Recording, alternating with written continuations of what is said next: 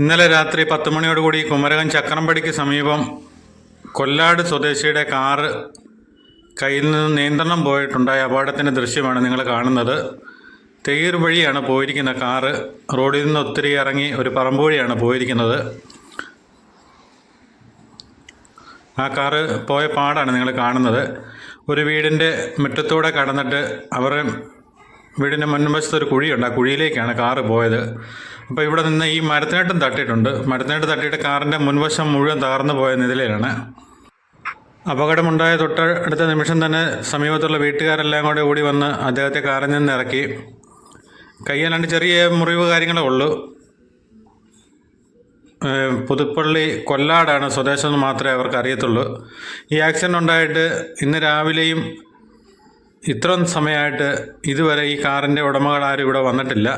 അതുകൊണ്ട് ആ വീട്ടുകാരാകപ്പാടെ ആശങ്കയിലാണ്. അവരിപ്പോൾ ഇന്നും കൂടെ നോക്കിയിട്ട് കണ്ടില്ലേ, പോലീസിൽ അറിയിക്കാൻ വേണ്ടിയാണ്.